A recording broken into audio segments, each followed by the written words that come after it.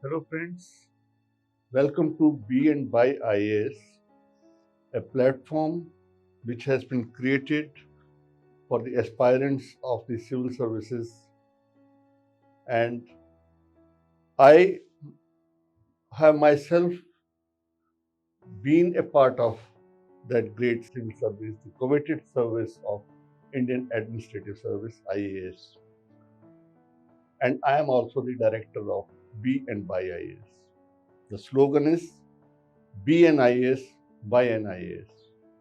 Law has been my passion, and law has been the subject which brought me into this service. Law was my optional subject in the prelims those days. In the prelims also, there used to be a optional subject, and I had opted for law. In the mains examination also, law was my optional subject.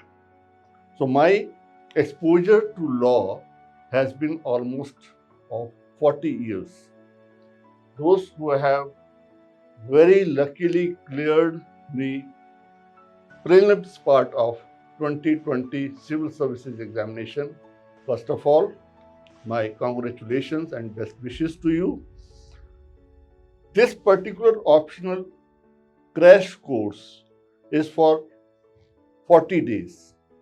It's a 40 days duration, 2 hours each, online live classes. That means it will be, transmitted live to you, and you will be participating in the session. Now, focus here is not to teach you law, that you have already done during your preparations for the mains. Now, time is very less. We have to focus only on the examination. So, this entire crash course is going to be the examination oriented course. I will be briefly taking you through a quick revision of the contents of a particular topic of the syllabus. Nothing out of the syllabus. Will strictly adhere to the topics which are listed in the syllabus of the UPSC for the law optional. Today's demo class is covering the very first topic in the syllabus, that is constitutionalism and constitutional convention. After going through the contents, we will go to the question, analyze the question, what exactly the examiner is expecting out of you in that particular question. And then we will, after analyzing the various aspects of the question, we will frame our answer. We'll see that what portions cannot are very much essential for the proper writing of the answer. Now, the length of the answer will depend upon the number of words which have been limited by the UPSC. If it is a 150 words answer, we have to slightly make it small so that it confines to that limit. We don't exceed the word limit, because we will be penalized if we exceed that word limit. If it is 250 words, we will expand, but with the same essential ingredients. The essential features of our answer shall remain the same. The word may, depend, the length of the answer may depend on the word expectation or the word limit. Now, let us see what is constitutionalism. First, a brief introduction to the Constitution. Now, Constitution, on 18th July 1947, this is how the process of independence began. On 18th July 1947, the British Parliament passed the Indian Independence Act of 1947. Under the provisions of this act, there were two dominions of India and Pakistan to be created. At its inception, Indian Constitution was framed by the Constituent Assembly, and it was enacted and adopted on 26th November 1949. Some portions of the Constitution came into enforcement immediately, like the citizenship part, etc. And some portion, the complete Constitution, became enforceable, came into force on 26th January 1950. At the time of its inception, there were 395 articles and 8 schedules. Presently, there are 470 articles, 25 parts, and 12 schedules, and 5 appendices. So far, it has been amended 104 times. So there are 104 constitutional amendments. This is a brief introduction to the Constitution. Now, what exactly is the Constitution? It is the fundamental law of the land. It is the supreme law of the land. Means there is no law above this.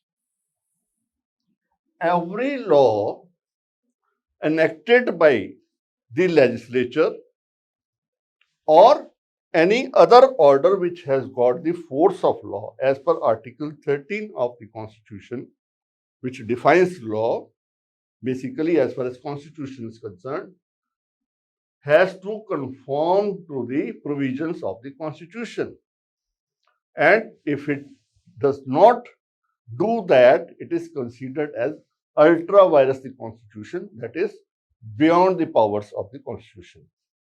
Now, in that case, it will be declared as void, non-existent. It has got a special legal sanctity because every organ, see, basically there are 3 organs of the governance. Constitution defines what type of governance we will be having, like democratic republic, and it is, given, reflected in the preamble to the Constitution itself.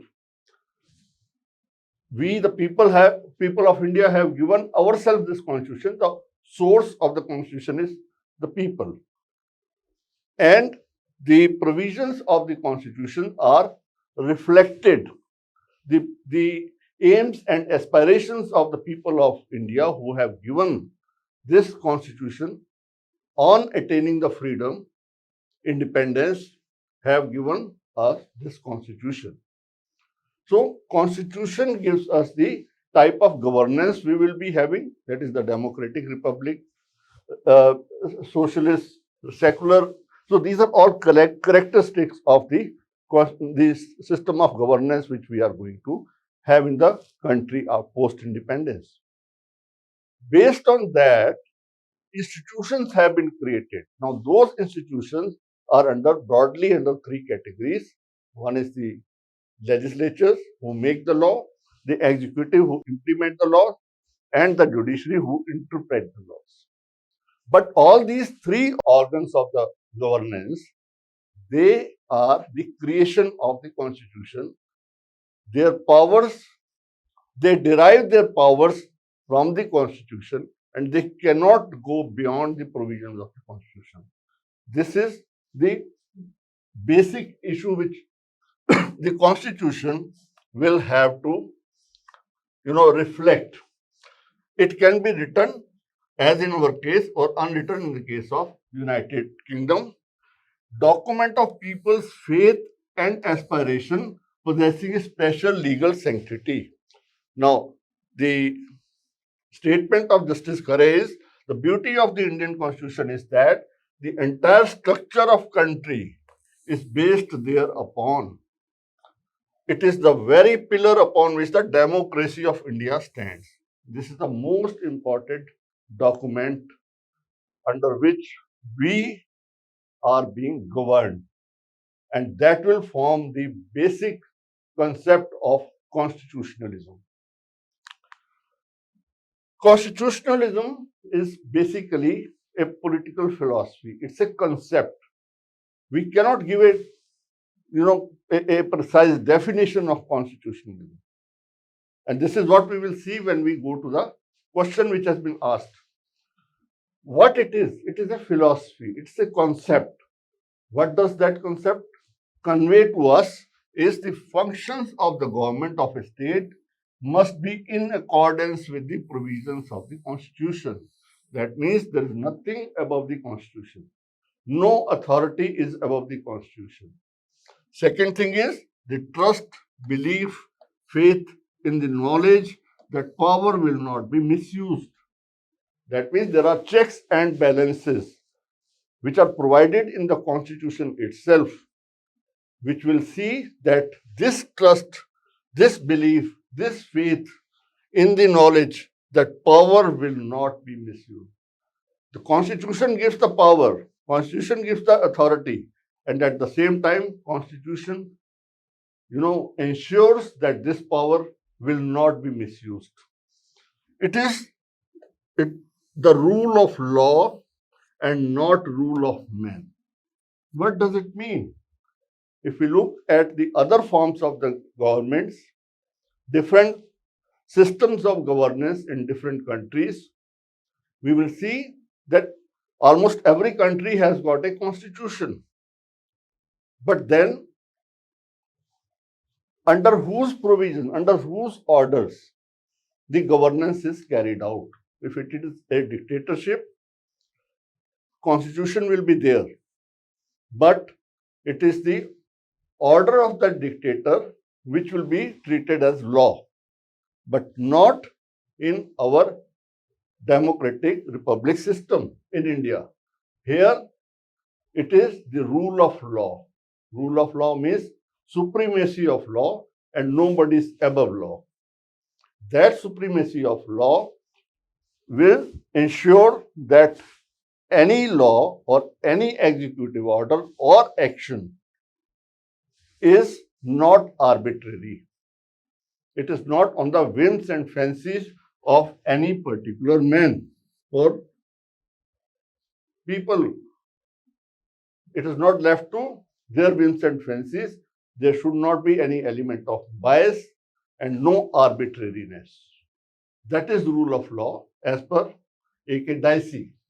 And that rule of law has been reflected in various judgments also. Royappa versus State of Tamil Nadu is one of the best important cases, decided cases, landmark cases, where this doctrine has been ensured that arbitrariness is antithesis to rule of law. So constitutionalism encompasses all these, the supremacy of the constitution, that the governance is carried out as per the provisions of the constitution, rule of law is maintained, and the trust and belief is not misused. This is the overall concept of constitutionalism. Now we come to what is positive constitutionalism. Positive constitutionalism is towards the creation and maintenance of a welfare state, where it is the positive or welfare constitutionalism. Positive benefits such as national security is supreme, our sovereignty is supreme, national prosperity is supreme, and then equal opportunity. These are the basis of positive constitutionalism. Hopes to bring logical connections to our constitutional understanding. That means our understanding of the constitutional provisions, it is towards the positive aspect of that, which takes us towards the welfare state. Refers to social reforms or collective good, exercise of power towards socially desirable ends, and putting democracy to work. Because in a democratic setup, that is the rule which is by the people, of the people, for the people. Now we have to see that all these welfare measures are people oriented. So deals with the constitutional powers. These are the constitutional powers which will lead to this positive constitutionalism, taking into consideration the national security, the sovereignty of the nation, the national prosperity, and equal opportunity. In Indian constitution, some provisions can be listed as Article 16, equality of opportunity in the matters of public employment. Article 38, which is a directive principle. This is fundamental right. State to secure a social order for the promotion of welfare of the people, all welfare oriented. Certain principles of policy to be followed by the state, like socialism, right to work, to education, and to public assistance in certain cases. Article 42, provision for just and human conditions of work and maternity relief. And Article 43, living wage, etc. for workers. All these welfare measures are reflected in the fundamental rights also. Now, as far as law is concerned, law gives us both rights and duties. Some of them are in this form of rights, and some of them are in the form of duties. Duties of the state. And there are duties cast upon the citizens also in the form of fundamental duties in Part 4A. Now look at the negative constitutionalism. Negative is not that in the positive or negative side, but whatever rights are there, how the duties are to be ensured, how a mechanism is there in the Constitution itself, which provides for enforcement of those rights, and see that the state works towards protection of those rights and enforceability is ensured. A set of institutions for transforming popular preferences into law, that is, the laws making power is with the legislature, and they have to make such laws which will lead to the welfare state in a manner consistent with the constitutional rights, which we have just mentioned. In first, the idea of limited government. Limited government means a certain amount of limitations are put on the government. These limitations are in the form of checks and balances, and constitutionalism is closely related. The concept of constitutionalism is linked with limited government. Includes constraint on both the legislative and executive powers. That these powers, both legislative powers and executive powers, are not unlimited or unfettered through the judicial review. No, judicial review is part of negative constitutionalism, just to ensure that these rights are protected and the legislative and executive powers are not misused. It focuses on personal economic well-being, unlike the positive, where it was focus is on public purposes. Now, what are those personal economic well-being? We'll see here. Some of the provisions are Article 14, equality before law or equal protection of laws. 15, prohibition of discrimination on grounds of religion, race, caste, sex, or place of birth only. Article 19, the 6 freedoms, like freedom of speech. Article 21, protection of life and personal liberty. Article 22, protection against arrest and detention in certain cases. And 32 is the judicial review by the Supreme Court. Now, these are some of the protections. So, protections and rights. Protections are available or ensured by way of these fundamental rights for all persons, including non-citizens, except freedoms which are available, which is in the form of a privilege. So, privileges are for the citizens only.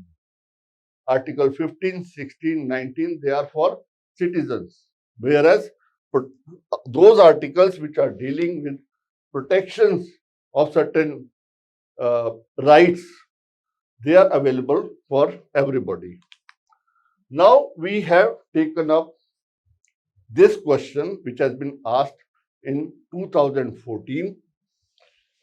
Question is, what is constitutionalism? Explain the said concept both in its negative and positive aspects in the context of India's tryst with constitutionalism and constitutional governance. Now, when we read this question in the question paper, first thing is we have to analyze this. Analyze means break up this question into various parts. What the examiner wants to ask you. When we say the first part is, what is constitutionalism? This is the first part.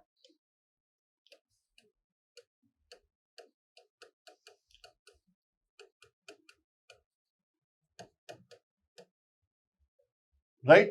So this is the first part where the examiner wants to know your knowledge of what you understand of constitutionalism.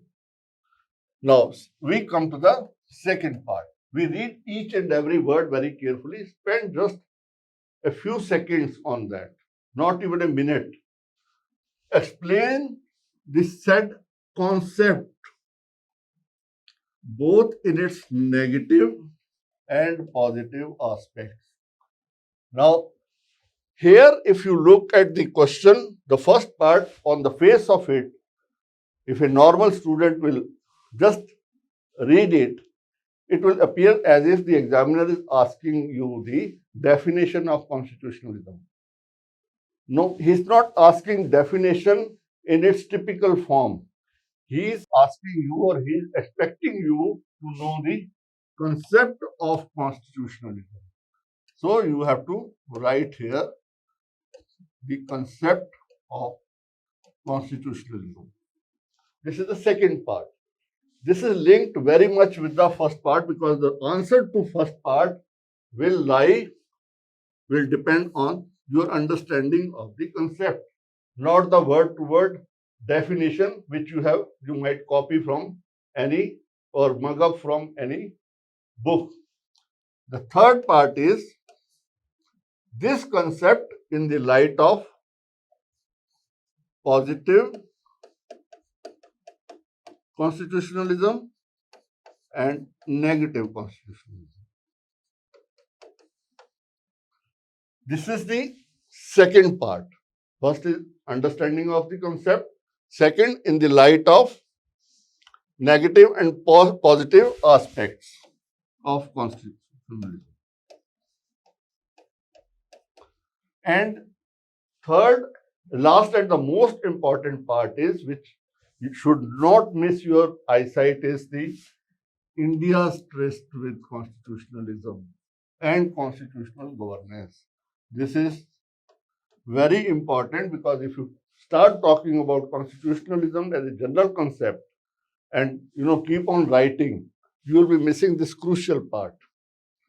So you will have to write your answer in the Indian context.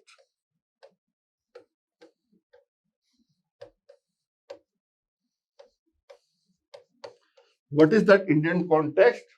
With respect to constitutionalism and constitutional governance. Now, having divided it into 5 parts, these 5 parts are going to be your essential feature of your answer, which you cannot afford to miss. Now, let us go back to our reading of the contents. We have defined constitutionalism in the first slide. Constitutionalism is a political philosophy. It's a concept that constitution is the supreme law. It is the creator of the authority. It is also restricting the authority. It creates checks and balances. So these form the concept of constitutionalism. The governance has to be carried out in accordance with the provisions of the Constitution. This will form your first part of the answer. The concept of constitutionalism is a political philosophy. So when you start writing your answer, you have to write like this: constitutionalism The first, give the heading like this: constitutionalism. Constitutionalism is a political philosophy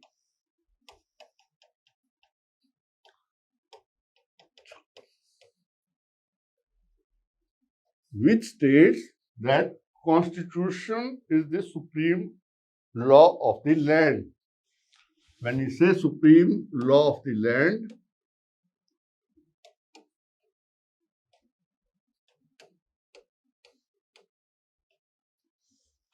that means there is no law above that. This is supreme. It conforms to rule of law. It creates the form of governance. Creates which form of governance a nation is going to adopt.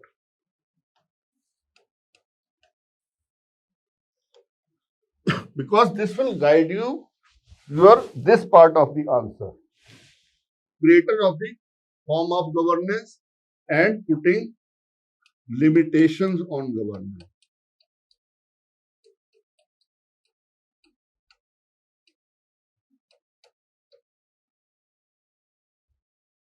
These are the essential features of constitutionalism. Rule of law, of course, law, and not that of man. So these essential features have to be there in explaining the concept of constitutionalism, not the bookish definition of the constitution. This will show your understanding of this concept. Then we come to the other two parts, positive and negative. What does positive indicate?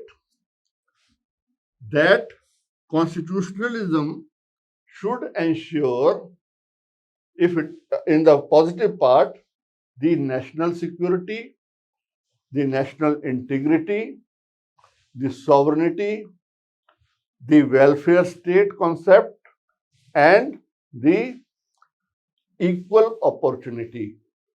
These are the positive aspects. So what do we write?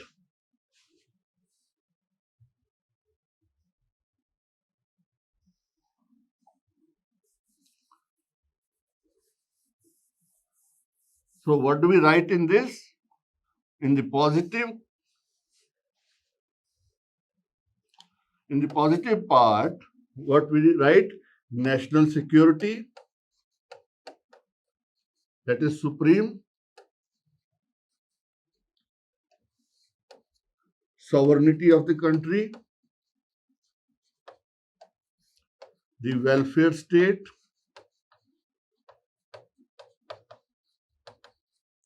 and the equality of opportunity.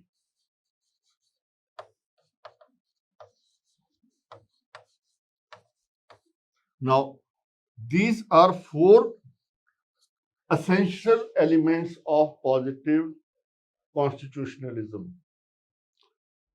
These provisions deal with this, the provisions of the constitution deal with this and create certain rights. They create rights in favor of the citizens. Second part is the negative constitutionalism. Now, negative constitutionalism is how to have a limited governance. To ensure limited governance, prevent misuse of power,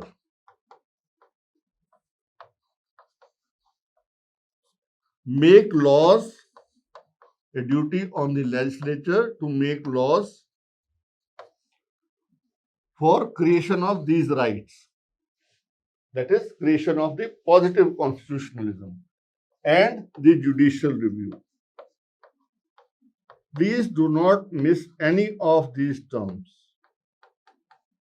These are very, very essential for your answer. Now we come to the last and the most important part of the question, that is in Indian context. These are concepts, but these concepts have to be applied in Indian context. So Indian constitution or Indian constitutional governance, then you have to write a sentence about the constitutional governance, means governance as per the provisions of the Constitution of India. Now, how this governance is carried out? By creation of certain rights and duties. Now, how those rights are created? Under the positive constitutionalism,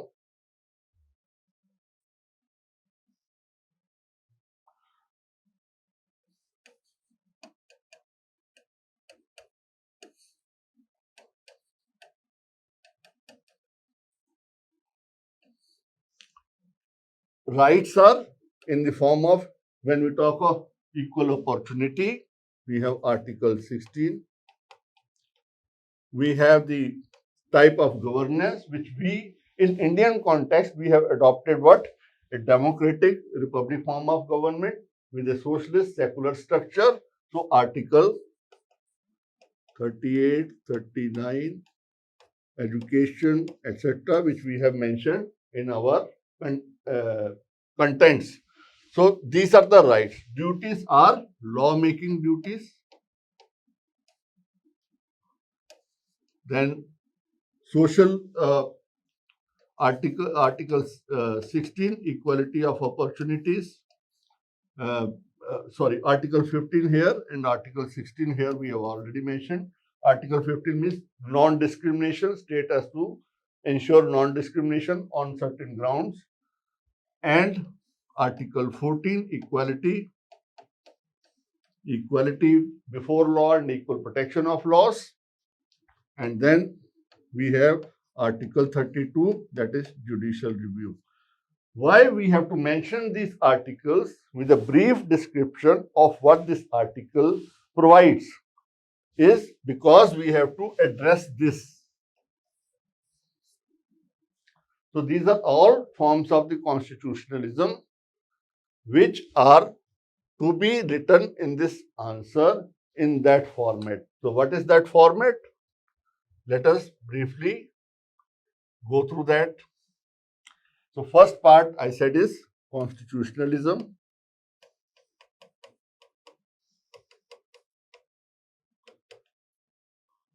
Give this heading and write those 4 or 5 essential features which we have mentioned in so many words. If there is a word limit, restrict yourself to that. Second part is positive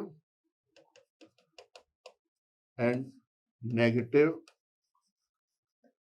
constitutionalism. Second heading, you can give both rights, duties. And now come to in Indian context. Indian context.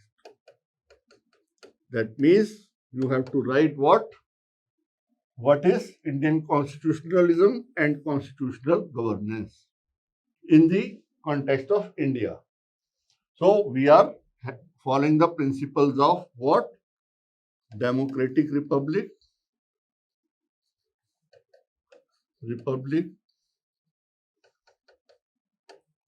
Second is secularism.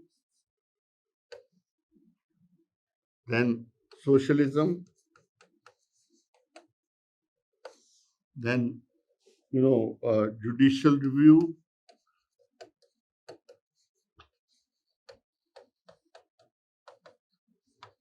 And independence of judiciary.